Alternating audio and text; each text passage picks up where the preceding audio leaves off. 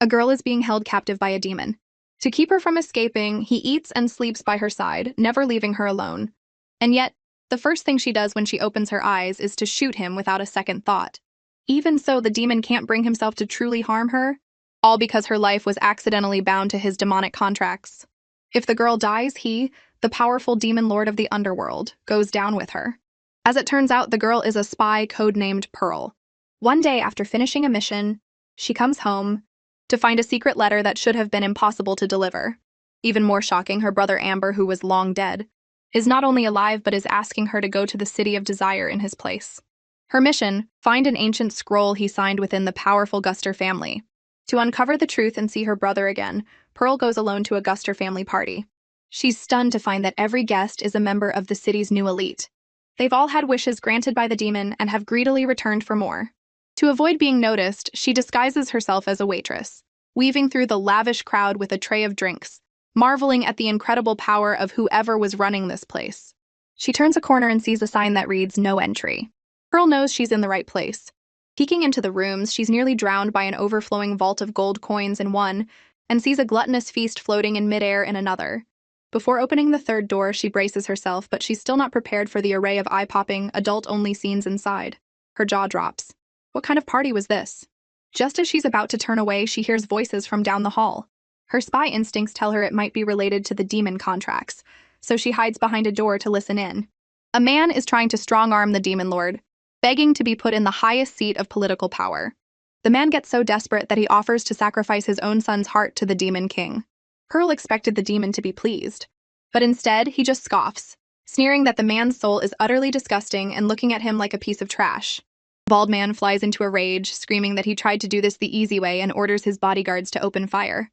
But as the bullets fly, the demon simply snaps his fingers, and the projectiles bounce right off him. Pearl is dumbfounded. She's not only witnessed a secret deal, but is now a witness to a murder. If he finds her, she's dead for sure. Of course, just as she thinks it happens.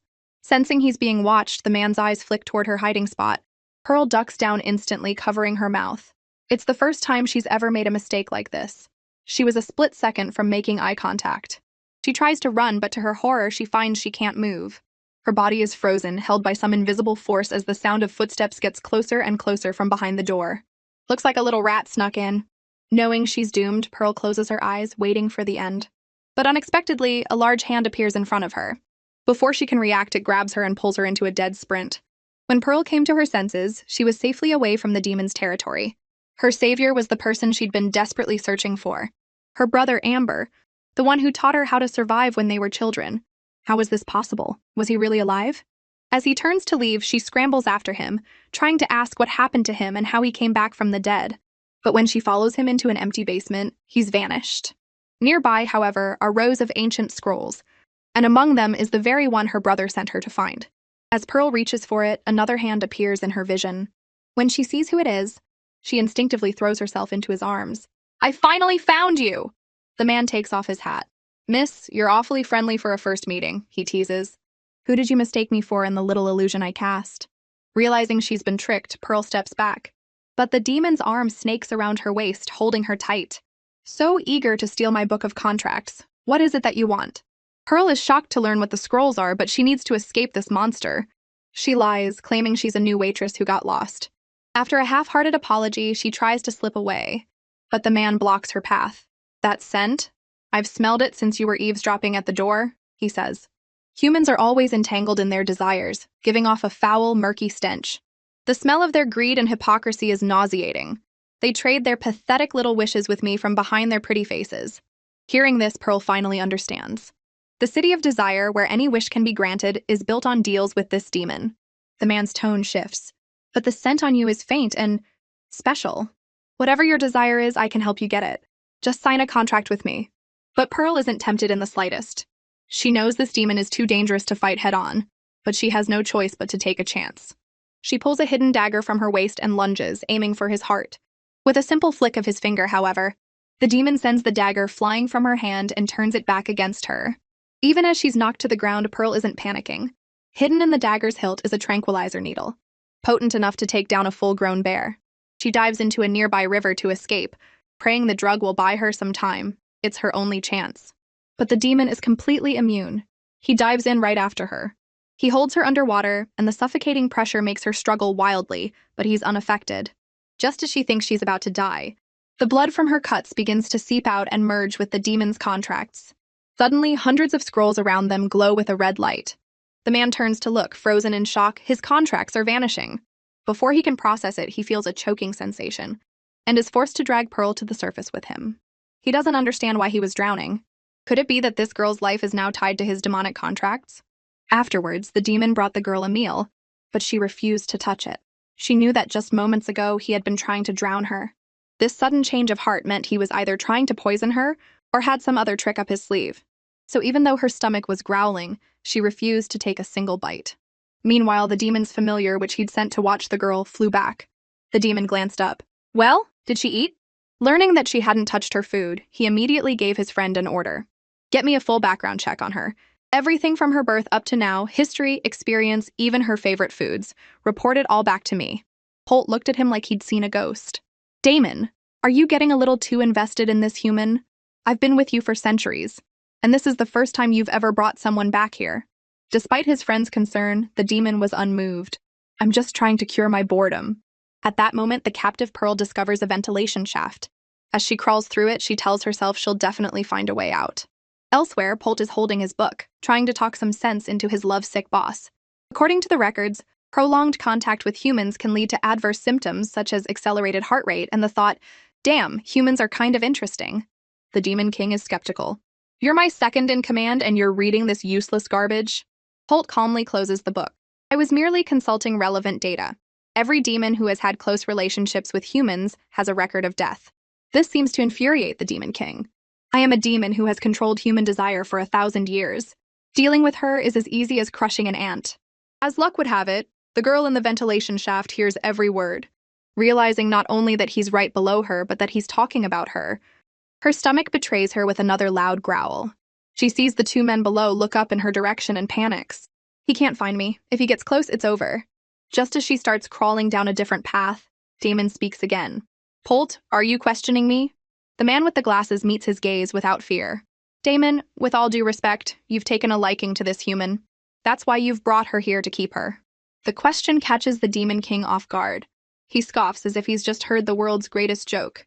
This woman's blood got on my demonic contracts. Now the contracts have formed some kind of connection with her life signs. Holt looks horrified. So if she dies, will the contracts be destroyed? The demon isn't sure. It's a possibility. If I can't collect the price of my contracts, my power will be severely diminished. No one can know about this. Holt nods in understanding. I'll start researching a solution right away. Meanwhile, Pearl has been crawling for half an hour, only to find she's circled back to where she started. At the same time, she hears the two men talking again. For now, we can't let this human woman escape, but we can't eat her soul right away either. Thinking back to the lavish dinner he had prepared, Pearl is now certain. He thinks I'm not tasty enough yet. He wants to fatten me up first. Then the demon below says, just keep a close eye on her. But what Pearl hears is, he's going to kill me right now. I have to get out of here. She barely dared to breathe. Once they finally left, she tried to drop down from a chandelier. But her eyes widened in terror. The man who had just left was suddenly walking back into the room. Not wanting his dog-like nose to pick up her human scent, Pearl held her breath. But of course, just then her stomach decided to betray her with a loud growl. With a flick of his finger, the girl was sent flying backward. Thankfully, her reflexes were sharp, and she managed to hook her foot on the chandelier frame. But before she could even breathe a sigh of relief, the demon was right in front of her, making her tremble. His eyes were ice cold as he looked her over. Having fun up there on the ceiling? He asked. But what he really wanted to know was when she had gotten there and how much of his conversation with Holt she had overheard. His stare was making her skin crawl. Pearl tried to deflect. The food wasn't to my taste, so I came looking for something else. She was desperate to get down. Hanging by one leg was not sustainable. The demon took a step closer. Looking for something to eat? Are there breadcrumbs on the chandelier? Terrified he was going to eat her, Pearl instinctively tried to push away. But she used too much force and her clothes got snagged. Just when she thought she was a goner, the demon, who was in the same boat as her, reluctantly used his magic to help her land safely. As she stood up, she tried to cover her back. But the man pulled her hand away. Seeing the black tattoo on her lower back, the demon's interest was piqued. Her expression now was far more interesting than before. March 16th, a mark from a moment of despair, isn't it? A human's most vulnerable moment is the perfect time to sign a contract. With that in mind, he leaned in. You poor thing, he comforted. Let me help you. I can turn your despair into hope. You came to my territory for a reason. Let me guess. For revenge, greed, or perhaps a pathetic love? His words dredged up painful memories, and tears welled up in Pearl's eyes. The man lifted her chin, enjoying the sight of her sorrow. But unexpectedly, the tears didn't fall from her eyes. Instead, they streamed down the demon's handsome face. The great demon king was completely stunned. How is this possible? Why am I the one crying? You've got to be kidding me. While he was distracted, Pearl bolted for the door. That was too close. The demon's intuition was too sharp. She couldn't let him find out her true purpose. If Amber was still alive, her failure would put him in danger. She was just a few feet from the exit, running with all her might, when she slammed right into someone. Looking up, she saw two twin boys in tattered clothes. They glanced at each other, neither recognizing her. Thinking they were also human prisoners, Pearl grabbed one of the boys by the arm. Come with me, she urged. The demon is right behind us. But she quickly realized something was wrong. No matter how hard she pulled, the boy wouldn't budge. A second later, both brothers broke into a sinister grin. Oh, so you're the boss's prey. If we take care of a human who escaped from him, maybe he'll forgive us for failing our last mission. Realizing the harmless-looking twins were in league with the demon, Pearl turned and ran. The man tried to stop them from hurting her, but it was too late. The twins tossed 2 gold coins, and the resulting explosion sent a shockwave that slammed into the girl. At the same instant, the demon lord felt his power draining away, and before the twins' shocked eyes, he transformed into a small child. The twins were completely dumbfounded. Is that really the boss? To answer their silent question, the little boy, his face dark, snapped his fingers. Great, he said flatly. My magic is completely gone. The powerful, suffocating aura that followed, however, instantly confirmed it for them. That pressure was definitely their boss. Just then, Polt rushed to the girl's side. The twins panicked. Master Polt, the boss is over here! But Polt, though he heard them clearly, didn't even look up, focusing solely on healing Pearl. As soon as Pearl's external injuries were healed, the demon felt his drained magic rapidly returning. In the blink of an eye, he was back to his powerful adult form. The blue-eyed twin couldn't help but ask, what is the relationship between the boss and this girl? Polt glanced back at them and said one word, a weakness. The word sent a chill through the twins. The last thing they wanted was for something to happen to their boss. Polt touched the girl's forehead. Her fever can't be fixed with magic. She'll just have to rest and recover. Later, the twins learned that Pearl's life was accidentally tied to their bosses and immediately apologized for their attack, explaining they had mistaken her for prey since she was the first human they'd seen in the mansion. Damon, nursing a headache, couldn't be bothered with them, until Polt announced, her temperature is 103.5. He sprang up from his chair. Don't tell me I have to take care of her. As if on cue, the other 3 found an excuse and scurried away, leaving a bewildered Damon sitting by the bed. A moment later, Pearl mumbled that she was thirsty. Damon instinctively tried to conjure a tea set with magic, but nothing happened. Surprised that his powers hadn't fully returned, his body still moved on its own, and he got up to pour her a glass of water. But after drinking, she started whimpering again. He looked at the sweat-soaked towel on her forehead, and tried to use magic to wring it out, but he misjudged the force and ended up drenching her instead. Defeated, he had to do it by hand, grumbling to himself. This is such a pain. I just need her fever to break. Just then, a hand grabbed his. Damon looked up to see the girl frowning, seemingly trapped in a nightmare. Please, she murmured. Hold my hand. Don't leave me. Seeing her looking so vulnerable, the man paused, a curious glint in his eye. Who does she think I am this time? Am I supposed to play house with her now? In her dream, Pearl was calling out to an illusion of her childhood friend. Amber, is that you? I've searched all over this strange city for you. I only feel like I have a place in this world when you're holding my hand. You're my everything. Don't leave me alone. Back in reality, Damon heard her mumbling again and leaned closer. Pearl wants to eat your Provence-style scrambled eggs with tomato, she said. He finally knew her name was Pearl. But what the hell was a Provence? He didn't know how to cook, but he could certainly pass the problem on to his subordinates waiting outside. In a flash, the great demon king had been at her bedside all night. The next morning, Pearl's eyes fluttered open to see Damon's face right next to hers. Then she saw their intertwined hands and froze. She yanked her hand away from Damon's, her eyes filled with suspicion. Why am I holding hands with this demon?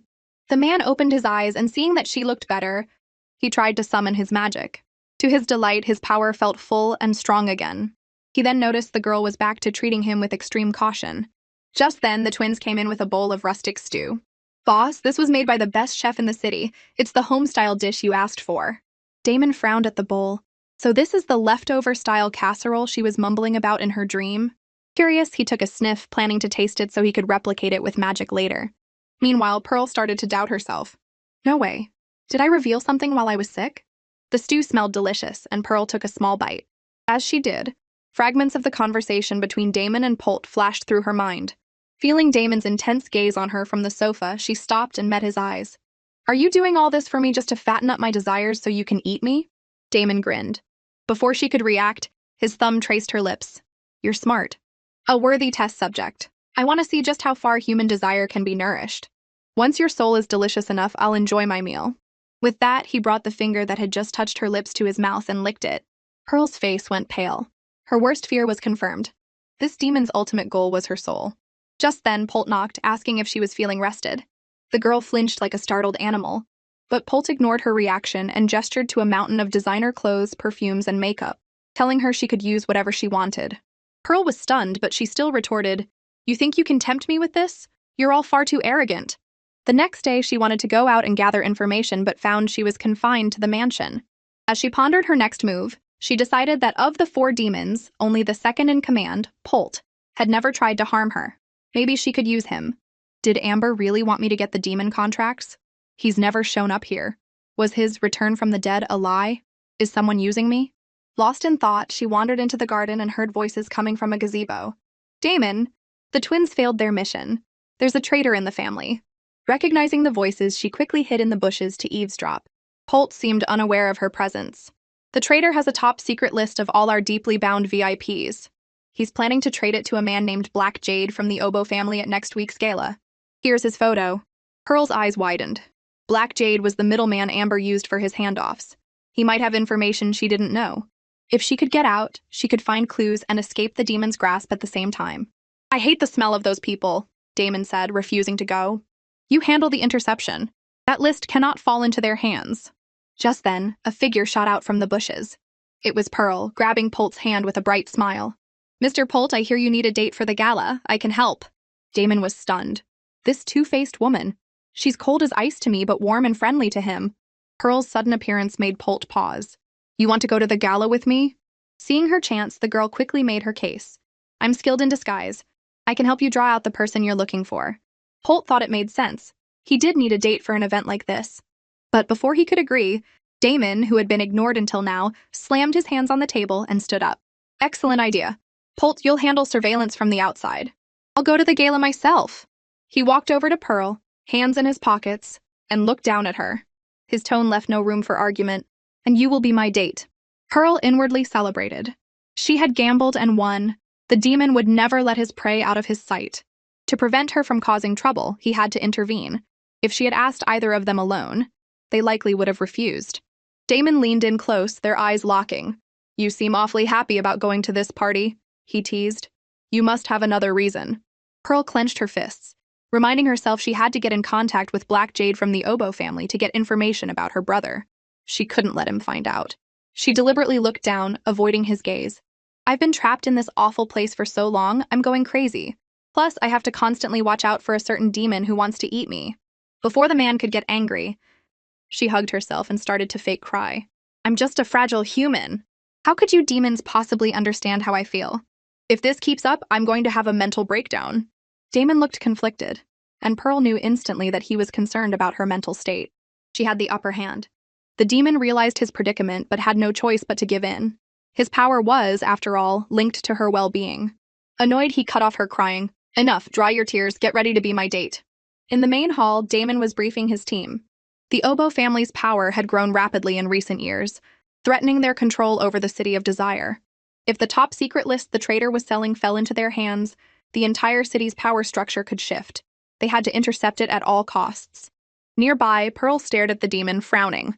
Although she wanted nothing to do with him, she knew this was her only chance. Damon continued, explaining that the Oboe family's leader was an old acquaintance, cunning as a fox. They maintained a cooperative front, but he was always making moves behind the scenes. The mission was to catch both the traitor and his contact, the Oboe executive Black Jade, at the gala without causing a scene. I have to find Black Jade before they do and get information about my brother, Pearl decided. A floor plan of the gala was laid on the table. Damon told everyone to memorize it. As the girl studied it, she repeated to herself, Pearl, this is a test. A test to get out of here and solve the mystery of your brother. Since they would have to dance together at the event, they decided to practice beforehand. Before the demon took her hand, Pearl tried to steel herself. I have the upper hand now. I can't show any fear. But the moment their fingers intertwined, he pulled her close and whispered in her ear, don't try any tricks. I'll let you in on a little secret. I can read your thoughts through touch. As he spoke, his thumb gently caressed her palm. Miss Pearl? The girl's mind went blank. She didn't understand how he knew her code name, but she forced herself to remain calm. Are you talking to me? That name isn't very unique. Damon chuckled. You don't believe me? Then how do you think I knew your favorite dish? Almost instantly, Pearl shoved him away, trembling with fear. He can read minds through touch? This demon actually has that kind of power? Damon watched her, remembering what she had mumbled while she was feverish, and smirked. Trying to manipulate me? Fine. I'll play your little game. Convinced that Damon could read her mind through physical contact, Pearl chugged a bottle of water and then a large black coffee, determined to stay sharp for their dance practice. Her instinctive shove moments ago had made her nervous, but now she hoped the caffeine would help her handle the situation. Seeing her drink so much, Damon picked up a cup of black coffee to try it himself. Holt, standing nearby, couldn't help but ask, Are you sure you want to drink that? The demon nodded, muttering, I can't believe I'm stooping to this. The stuff humans use to enslave themselves for work. But a second later, his face darkened and he spit it out. What is this taste? It's so bitter. Pearl was surprised by his strong reaction, but then he said something that made her furious. This stuff is definitely only for workhorses. The two went out to the lawn to practice. Just call me Damon at the party, the man said suddenly. Pearl looked at him with disdain. No, thank you. I'd prefer to address you as Mr. Damon. Annoyed by her constant rejection, the demon insisted they needed to act like a couple to blend in, which meant being more intimate. Reluctantly, Pearl forced herself to say his name. Satisfied, the demon snapped his fingers. Let's begin. As they danced, Pearl kept trying to minimize the amount of physical contact, wondering if it would prevent him from reading her mind. Noticing she was distracted, Damon leaned in. Miss Pearl, he teased. For a spy, you're so agile, yet your dancing is so stiff. She shot him a death glare. Thanks to you. The demon chuckled, then tightened his grip on her waist, pulling her flush against him and spinning them around before she could react. Pearl struggled to keep her balance, mentally cursing him while also terrified he would read her thoughts. She forced herself to think about geometry and arithmetic formulas. Seeing her so seriously concentrating, Damon couldn't help but laugh. He couldn't believe she'd actually fallen for his mind-reading lie. He intentionally pulled her into his arms, causing her to stumble. Not far away, the twins were hiding in the bushes watching.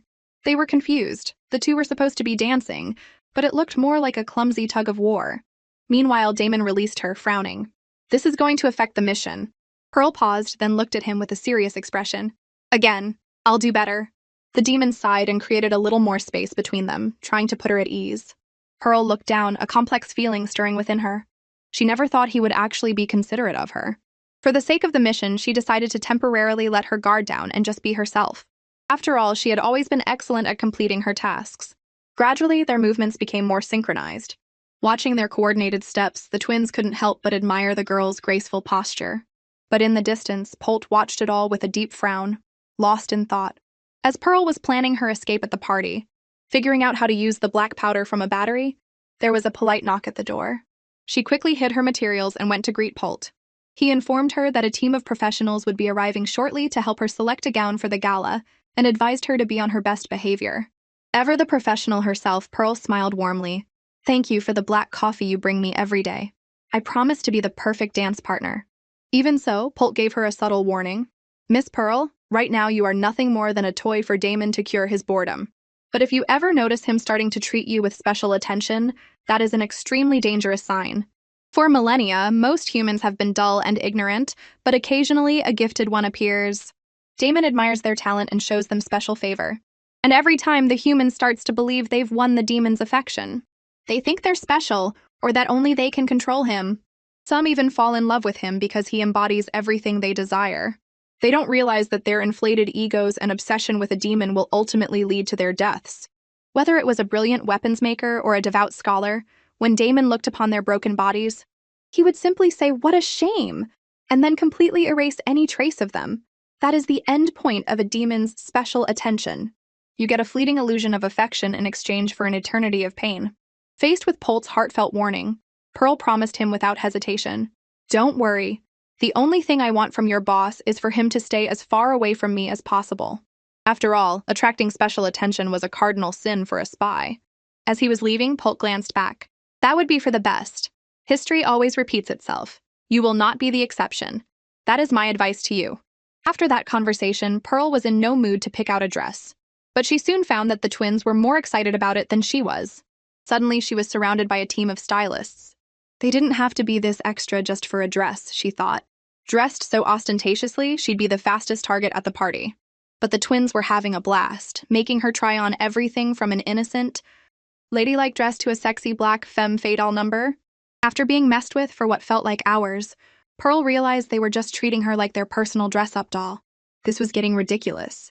Seeing they were no help, Pearl, an expert in disguise, decided to pick out the most practical outfit from the sea of options herself. But just then, Polt took the lookbook from her, explaining that a gala of this caliber required a proper evening gown. He handed her a few classic, tasteful options.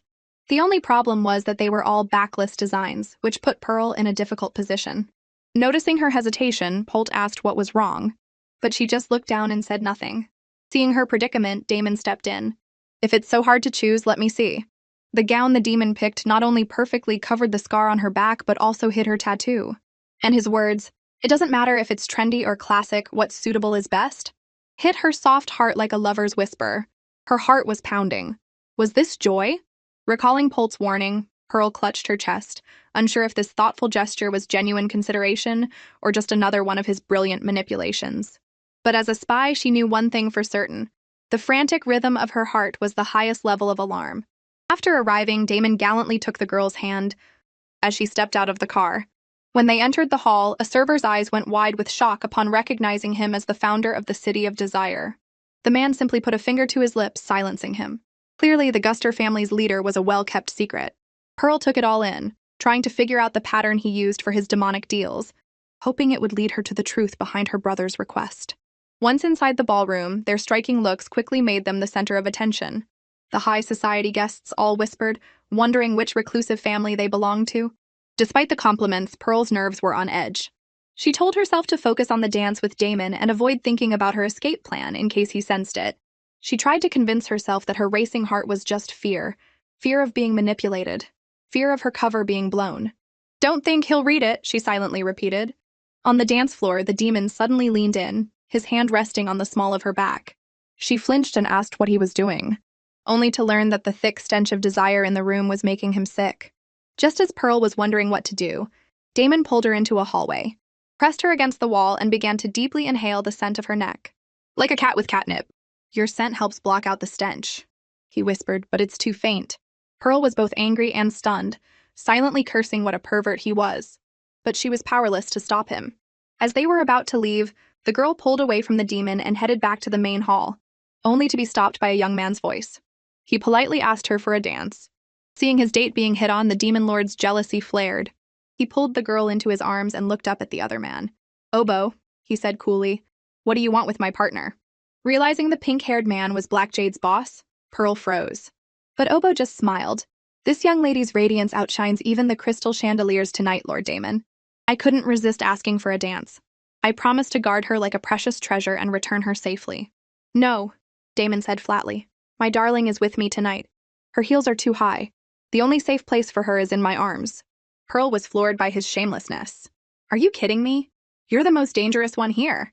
The pink-haired man sensed their relationship wasn't simple. For the great lord to be so protective, he probed. "It seems this young lady isn't just any dance partner. Is she perhaps your carefully chosen new prey?" Pearl's heart skipped a beat. She knew Damon was a demon. But this young man, with his androgynous beauty, was not only the leader of a powerful gang at such a young age, but was also connected to him. Before she could think further, she heard Damon's cold warning. "Obo, rules are the foundation of the City of Desire. This city is like a ball. Everyone has their place. As long as you dance your steps correctly, the night ends perfectly. But if you step into someone else's territory and tread on their toes, you'll end up shattered on the floor." The pink-haired man understood immediately. Of course. Everything operates within the framework you've set. With your guidance, the story will not lose its way. Pearl had been hoping to win him over as an ally, but Damon interrupted her thoughts. Are your feet tired? A little, she said distractedly. Then I won't keep you two any longer, the pink-haired man said. Enjoy your evening. But as he turned to leave, he smiled. Amber must have done something right for a demon to care for you so much. His little sister is quite something. Meanwhile, in a dressing room, Pearl was applying a disguise in front of the mirror, while the twin brothers stood guard outside, under orders from their boss to keep her from escaping. When she still hadn't come out, the older brother grew suspicious, but the younger one was unfazed. Women take at least half an hour to get ready. What's the rush? It wasn't until Damon, annoyed by the people swarming him, spoke through his earpiece. Is she still not out? After the twins confirmed she was, he asked, who has come out of that room? When he heard the name Oboe, Damon stopped in his tracks. He glanced at the pink-haired man in the middle of the dance floor. He hasn't left. How could he have been in the dressing room? Then it hit him. Go after that Oboe now, he ordered through gritted teeth. She's escaped. At the same time, Pearl finally found Black Jade in a side corridor. Recognizing him from the photo, she quickened her pace. The man was surprised to see her. Chief? What are you doing here? I'm waiting for the top secret list from the Guster family. But before Pearl could say anything, she heard the twins' anxious shouts from behind. Boss, we found her! With no time to explain, Pearl yelled at Black Jade, Run! A moment later, a massive explosion rocked the corridor. By the time the twins recovered, their target had vanished. Learning that Pearl had slipped right through his subordinate's fingers, Damon crushed the wine glass in his hand, his eyes burning with murderous intent. Useless fools, search everywhere! I want her to have nowhere to hide. Damon was certain that Pearl's target was Black Jade and that she wouldn't have changed her disguise. He immediately called for Polt. She's with the Oboe family's Black Jade. Search the building's perimeter. They can't have gotten far. As Polt left to carry out the order, the pink-haired man watched them, puzzled. Where did Amber's sister go?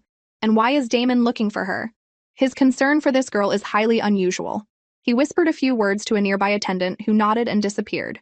Meanwhile, outside on a clock tower, Black Jade was following the person he thought was his boss, completely bewildered. Chief, wasn't the plan to get the list tonight? Why are the Gusters after us? Were we exposed? And what are we doing out here on this high-rise?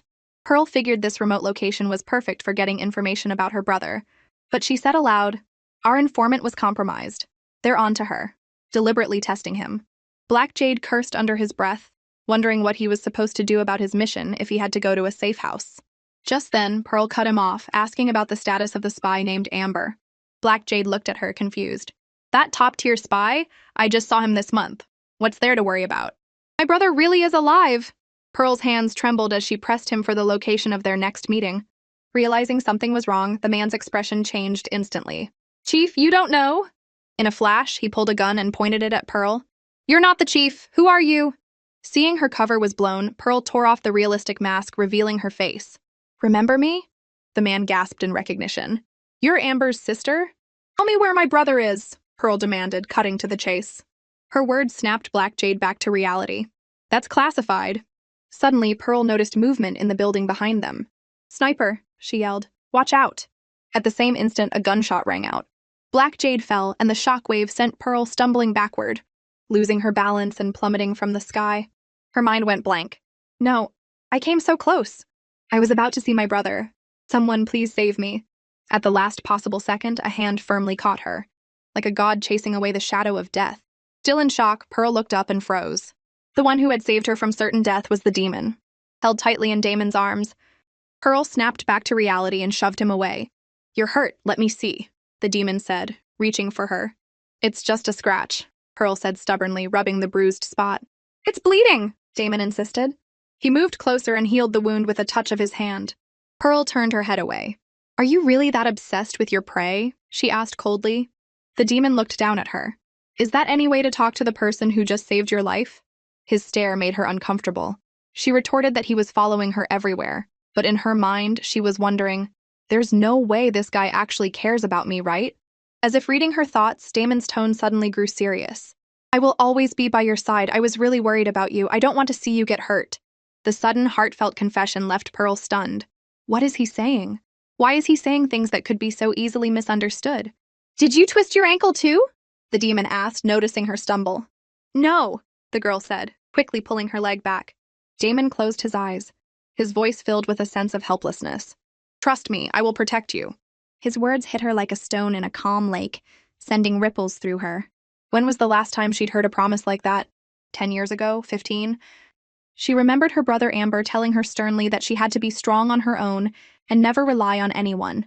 "Pearl, you have to learn to solve everything yourself to survive. Peers are useless for people like us." She didn't understand what he meant back then, but she had nodded obediently. Since that day, she knew that being cared for was a warmth she shouldn't expect in life. But this man, he was being so attentive. He was a demon, she knew that perfectly well. So why was there a spark of joy in her heart? Was she being seduced by him? Just then, Damon frowned. "What's that smell? Why did it suddenly get so much stronger?" He looked at Pearl. "Is it coming from you?" Before she could react, he pushed her to the ground and pinned her down. The fragrant scent swirling around him confirmed it. Her aroma really could change. But Pearl struggled desperately, alarm bells screaming in her head. "He's just a beast in a handsome disguise. A demon. He's too dangerous." As she was thinking this, Damon suddenly lowered his head and began kissing his way down her neck. "Don't touch me!" Finally, the girl raised her hand and slapped him hard across the face. The demon ran a hand through his hair in frustration, a complex mix of emotions swirling in his eyes. "I'm genuinely interested in you now," he said. "Let me be the one to crack open your hard shell and touch the soft pearl hidden inside." Pearl violently shook off Damon's hand. Her voice filled with protest as she refused his touch. Damon tried to explain that he was just worried about her getting lost in a new place, but his words of concern only made her more suspicious. She pressed him, demanding to know his real reason for being so attentive. To her surprise, the demon not only apologized sincerely, but also promised to be at her beck and call all day. This all started half an hour earlier, when the twins noticed Pearl hadn't spoken for 3 days, and concluded that their boss must have upset her. When Damon called her name, she didn't respond. It wasn't until he suggested they go out shopping that she finally turned her head and agreed. She knew that with Black Jade dead, her trail of clues had gone cold, but she wasn't ready to give up. She planned to use the outing as a chance to investigate his recent movements and hopefully find a trace of her brother. The two walked into a makeup store, where a sales associate eagerly greeted them.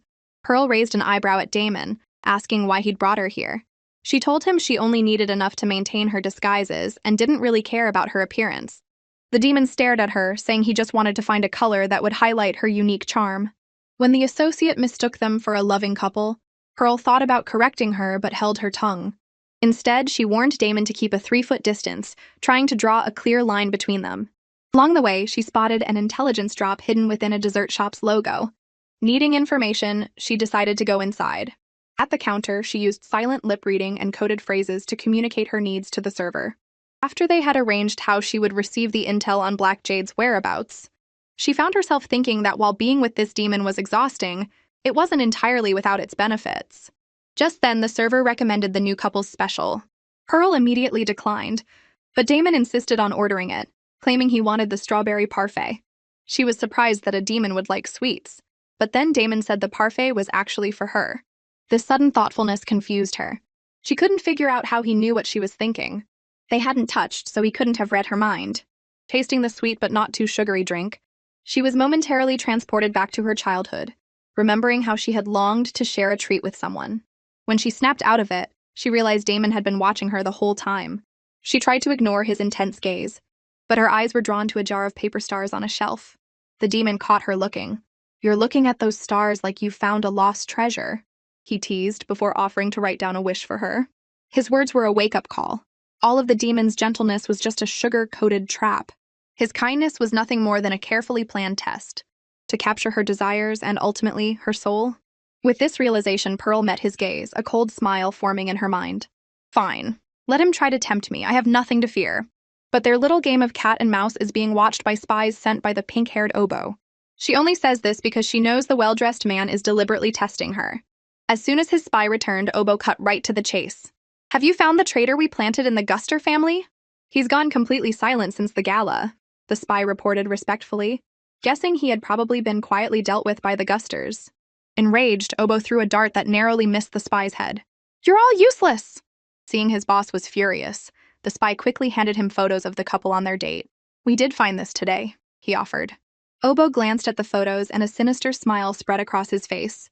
"I never thought Damon would go to so much trouble for a human girl." He pinned a photo to a target. "Find out what the connection is between them," he ordered his spy coldly. For years, he had been searching for the demon's weakness. This girl might just be the key.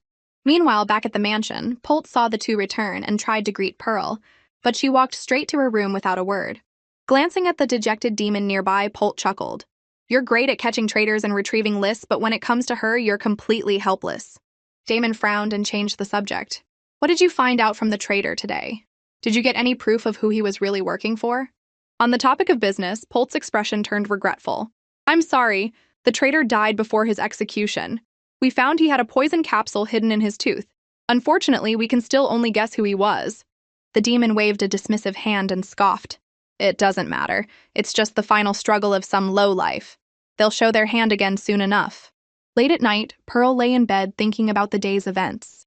She decided not to rush her escape, at least not until she got the intel on Black Jade's movements. But just as she finally drifted off to sleep, danger was creeping closer. Damon was surprised that the girl hadn't tried to escape during their outing. It saved him the trouble of having to catch her again.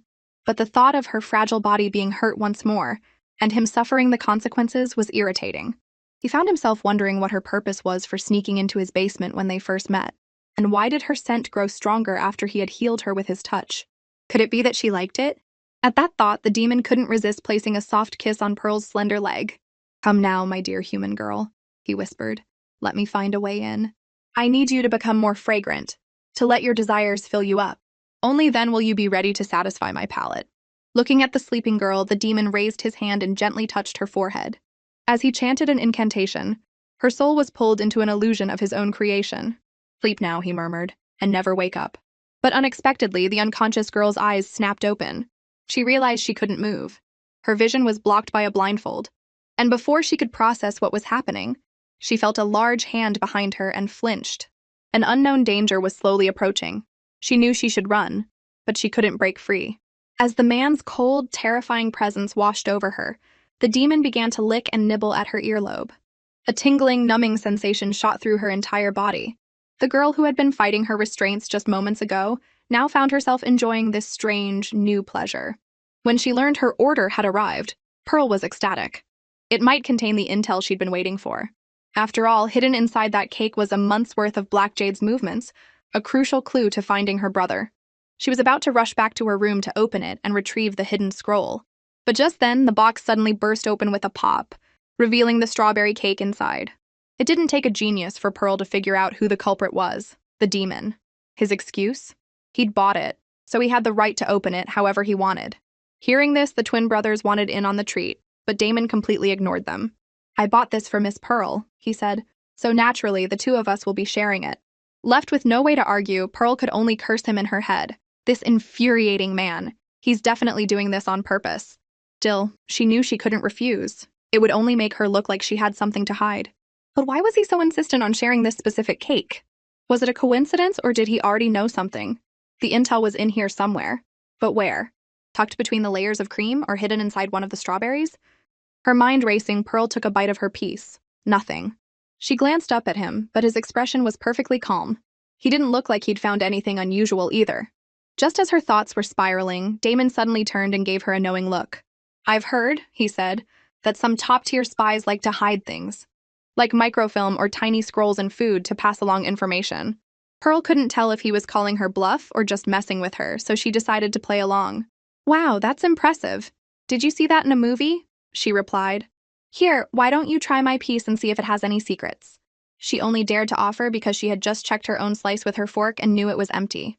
The demon glanced at her, clearly not expecting that response. After a 3-second pause, Damon leaned over and took the piece of strawberry cake directly with his mouth. After eating it, he slowly licked a trace of cream from the corner of his lips and shot her a suggestive look. Delicious. In that instant, images from her steamy dream with him from the night before flashed into her mind. The unexpected shock left Pearl frozen in place. Realizing she'd zoned out, she quickly pulled herself together. This was no time to be thinking about that. Most of the cake was gone, but the intel was still nowhere to be found. That could only mean one thing, Pearl concluded. It had to be in the last remaining piece.